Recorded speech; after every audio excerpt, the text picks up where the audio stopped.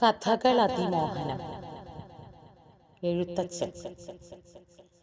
പഞ്ചവർണ്ണ കിളി പെൺകിടാവേ തെളിഞ്ഞെൻ ചെവി രണ്ടും കുളിർക്ക പറകനീ നെഞ്ചം തെളിഞ്ഞു കുറുക്കി കൊഴുത്ത പാൽ പഞ്ചതാര പൊടി കൂട്ടി കുഴമ്പാക്കി നല്ല കദളിപ്പഴങ്ങൾ തിരഞ്ഞു ഞാൻ മെല്ലെ തിരുമ്മിയുടച്ചു തേനും വീഴ്ത്തി വെല്ലവും ശർക്കരയും പൊടിച്ചിട്ടതിൽ വെള്ളിത്തളികയിൽ മേളിച്ചു വെവ്വേറെ വച്ചിരിക്കുന്നതെടുത്തു ഭുജിച്ചാലുമിച്ഛയാകുന്നതു ദാഹമുണ്ടെങ്കിലോ നീലക്കരിമ്പിൻ്റെ ചാറും ഇളനീരും പാലും മധുവും കുടിച്ചാലുമാവോളം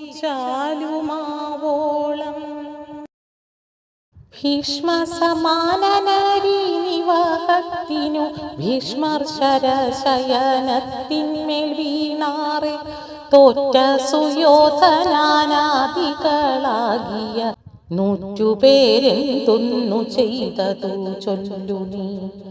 ചൊല്ലുവാനാവതില്ലെങ്കിലും ഒട്ടൊട്ടു ചൊല്ലുന്നതുണ്ടു കനക്കെ ചുരുക്കി ഞാൻ. വൻപനാം കർണനോടാശു സുയോധനൻ അൻപൊടു സേനാപതിയാക നീ എന്നാൻ. കർണനും മന്ദസ്മിതം ചെയ്തു ചൊല്ലിനാൻ കർണസുഖം ഞാൻ പറകയില്ലാരോടും. ദ്രോണരാമാചാര്യൻ താനിരിക്കെ എന്തു മാനിച്ചു മറ്റുള്ളോർ നിർത്തുന്നിതു പട. മന്നവ കേൾക്ക ഭരദ്വാജ നന്ദനനിന്നുള്ള യോദ്ധാക്കളിൽ പ്രബലാധിപൻ.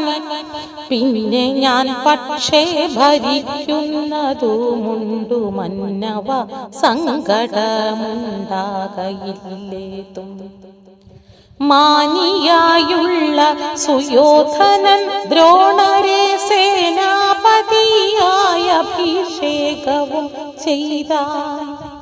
മാനിയായുള്ള സുയോധനൻ ദ്രോണരെ സേനാപതിയായ അഭിഷേകവും ചെയ്താൻ.